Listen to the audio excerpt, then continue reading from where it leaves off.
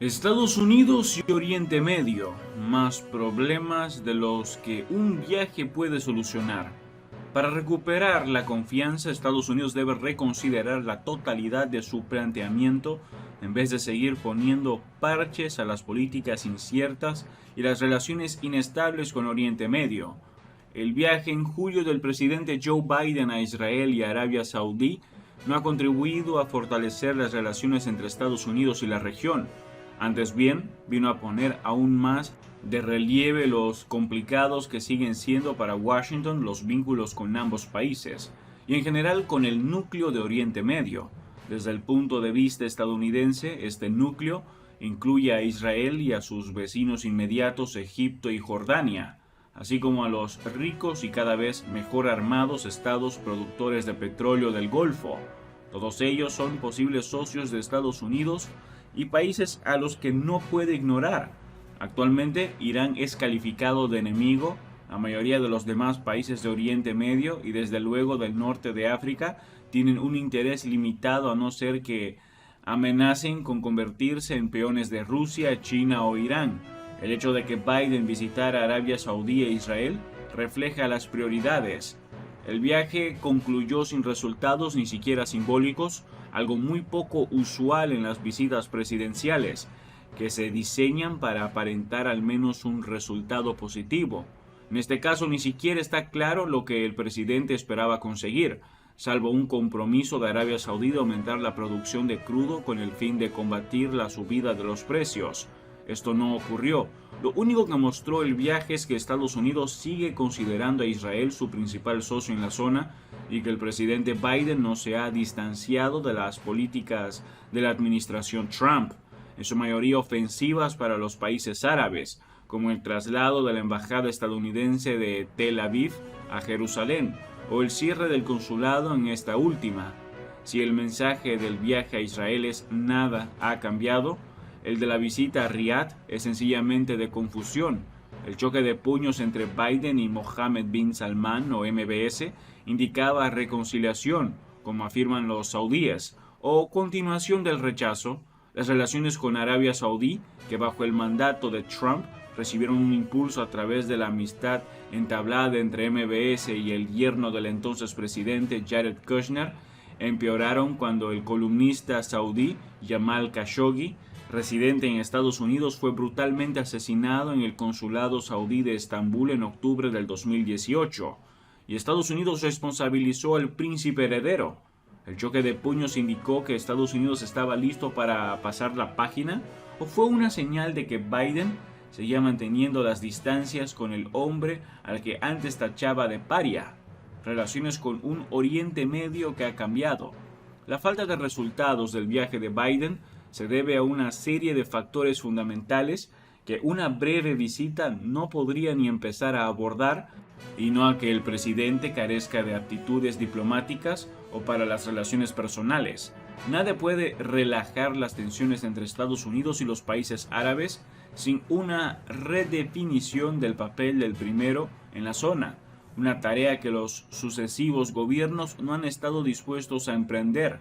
El carácter esencial de la relación entre Estados Unidos y los países de Oriente Medio quedó definido después de la Segunda Guerra Mundial, cuando Estados Unidos estaba en la cúspide de su poder y de su confianza en sí mismo, y dominaba un mundo en el que la mayoría de los países estaban devastados por la guerra, o en el caso de Oriente Medio eran nuevos. Una cita atribuida a un diplomático egipcio que contemplaba a la región desde la altiva atalaya de una antigua civilización calificaba despectivamente a los países árabes de tribus con banderas. En efecto, los ahora acaudalados países petroleros del Golfo eran apenas estados emergentes, ricos en recursos, pero con poca capacidad de explotarlos por sí mismos. Dependían de Estados Unidos, y en 1948 Israel era un país pionero, diminuto y amenazado que se sustentaba en gran medida en las donaciones de los judíos de la diáspora. El papel y la imagen de sí mismo de Estados Unidos como poderoso protector de los países de la región, garante de su seguridad y factor de influencia en sus políticas, se formó a partir de esas circunstancias, pero ya no está vigente. Todos los países a los que Estados Unidos considera aliados y socios han evolucionado mucho desde las condiciones que convirtieron a Estados Unidos en clave de su estabilidad y prosperidad. Ahora la clave son ellos mismos. Pero cuando Biden visitó Israel y Arabia Saudí, paradigma de la transformación de la región, la cuestión de cómo redefinir su relación con Estados Unidos no estuvo sobre el tapete. Estados Unidos sigue enormemente indeciso con respecto a lo que quiere en Oriente Medio. Las invasiones de Afganistán e Irak representaron un punto de inflexión. En Irak se puso en marcha dando por sentado que tras la desintegración de la Unión Soviética, Estados Unidos era la única superpotencia del mundo y que por tanto podía reconfigurar los países que ocupaba. No solo podía poner fin a la tiranía de Saddam Hussein, sino también convertir a Irak en una democracia e inspirar así al resto de Oriente Medio. En realidad, la tan anunciada conversión democrática de Irak se redujo a la implantación de un sistema basado formalmente en elecciones, pero en el que el poder de hecho estaba determinado por un complejo juego de rivalidades y equilibrios entre etnias y facciones. Aunque se han celebrado elecciones periódicamente, el poder estaba en gran medida en mano de milicias armadas, muchas de ellas tributarias de Irán o del grupo Estado Islámico, así como de organizaciones tribales suníes y de las fuerzas kurdas. Las últimas elecciones parlamentarias de Irak se celebraron en octubre del 2021 y en el momento que digo esto, un año después, las formaciones en conflicto todavía no han sido capaces de formar gobierno. El fracaso en Afganistán fue más rotundo. 19 años de guerra cerraron un círculo que, partiendo del país dominado por los talibanes que Estados Unidos invadió y pasando por una modernización aparente durante la ocupación que no podía sostenerse con los escasos recursos del país, retornó a un gobierno y a una sociedad de nuevo bajo dominación de los talibanes. Irán representa un importante obstáculo para restaurar la confianza entre Estados Unidos y el núcleo de Oriente Medio, ya que todas las relaciones con los países árabes están influidas por cómo se considere que pueden afectar el trato con Irán. La República Islámica es un peligroso enemigo al que Washington querría derrotar, al mismo tiempo el país con el que tiene que llegar a un entendimiento para garantizar la estabilidad de la región. En el 2015 Estados Unidos, dividido entre estos dos objetivos contrapuestos, se sumó a los demás miembros permanentes del Consejo de Seguridad de Naciones Unidas, China, Rusia, Reino Unido y Francia, además de Alemania, en la firma del Plan de Acción Integral Conjunto, o JCPOA, tras 20 meses de negociaciones.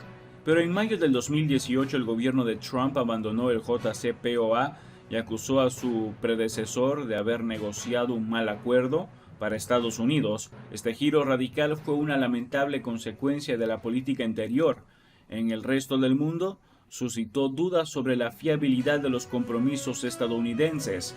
Arabia Saudí experimentó directamente la inconsistencia del compromiso de Estados Unidos con su seguridad en septiembre del 2019, cuando drones con base en Irán atacaron instalaciones petroleras en el este del país, lo cual interrumpió temporalmente la mitad de su producción de crudo. La primera reacción del presidente Trump fue anunciar que iba a reforzar la capacidad saudí de autodefensa.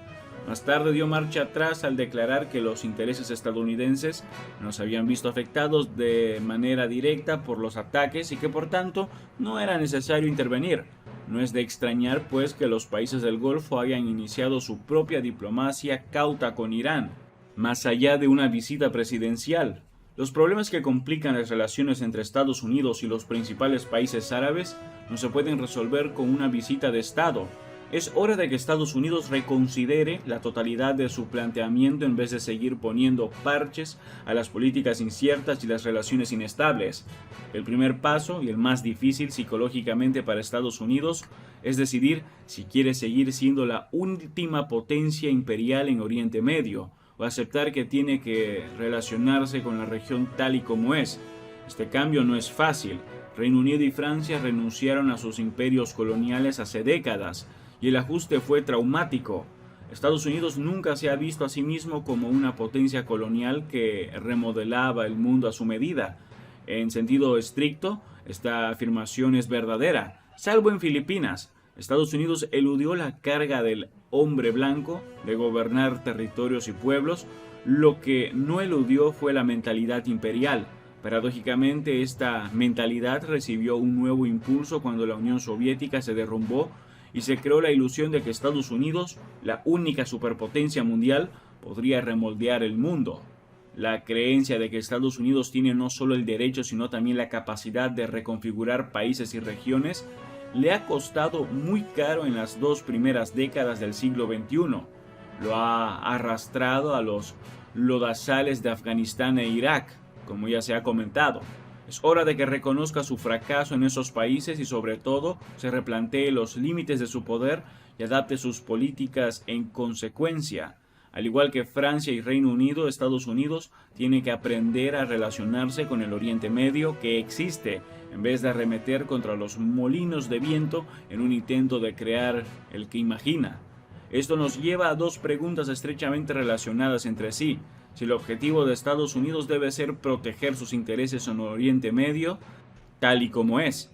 ¿Cuáles son esos intereses? ¿Y qué herramientas tiene Washington a su disposición para hacerlos realidad?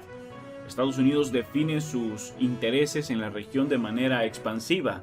Tiene intereses geopolíticos, económicos y morales referentes a la promoción y salvaguarda de los derechos humanos, la democracia y el actual sistema internacional. Está claro que tiene intereses estratégicos en una región situada en el centro de las rutas de tránsito entre Asia y Europa, pero lo que no está tan claro es si esos intereses están amenazados. China no ha mostrado ninguna inclinación a dominar políticamente la región, aunque ayuda a esos países a mejorar sus infraestructuras.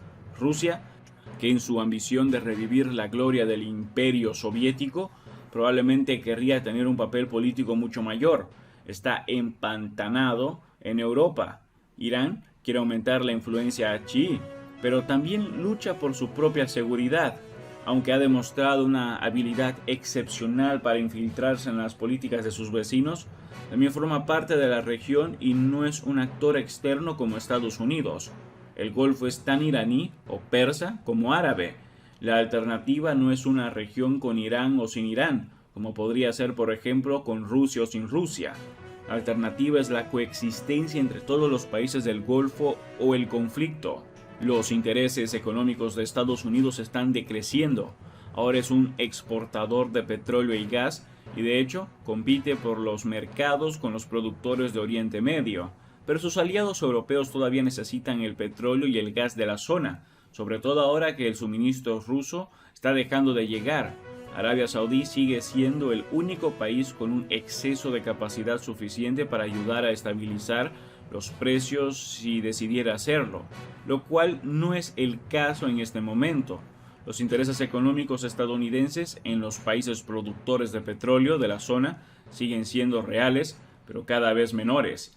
Estados Unidos proclama a bombo y platillo los intereses morales que guían su política. Se dice que invadió Irak en nombre de la democracia, pero en realidad estos intereses son los primeros que se dejan de lado cuando chocan con otros. En Israel, Estados Unidos ignora sistemáticamente las violaciones de los derechos de los palestinos, así como las normas básicas de las relaciones internacionales sobre los refugiados, el uso de los territorios ocupados y muchas más. En Arabia Saudí acepta la autocracia y parece en camino de esconder bajo la alfombra la complicidad de Mohammed bin Salman en el asesinato de Jamal Khashoggi. La lista podría seguir. Estados Unidos no puede aplicar una política que se guíe solo por principios morales. Ningún país puede hacerlo. En consecuencia, tiene que rebajar la retórica sobre los intereses morales que apuntalan su política exterior. Esa retórica contribuye a que en la región sea percibido como un hipócrita y se desconfíe de Washington. Probablemente sus políticas no carezcan de principios más que las de otros países, pero Estados Unidos socava su prestigio al invocar constantemente unas normas de conducta que no puede respetar en la práctica. Washington debe definir con mayor claridad el equilibrio de sus intereses en países concretos sin hacer afirmaciones que no puede cumplir. Una definición más centrada y menos expansiva de sus intereses tendría que ir acompañada de una evaluación precisa de las herramientas que tiene a disposición para materializarlos. Sin duda, China constituye una amenaza para los intereses económicos de Estados Unidos, pero este último no puede ganar la competición alertando a los países contra el gigante asiático, como suele hacer. No es una herramienta eficaz. El poderío militar estadounidense no sirve para convencer a los países que intentan desarrollar sus infraestructuras marítimas de que no recurran a China, porque Estados Unidos no ofrece ayuda en ese terreno.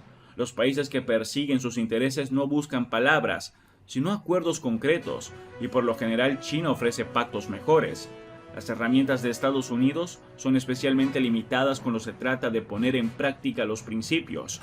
Estados Unidos no puede conseguir que otro país sea democrático por más que lo pretenda.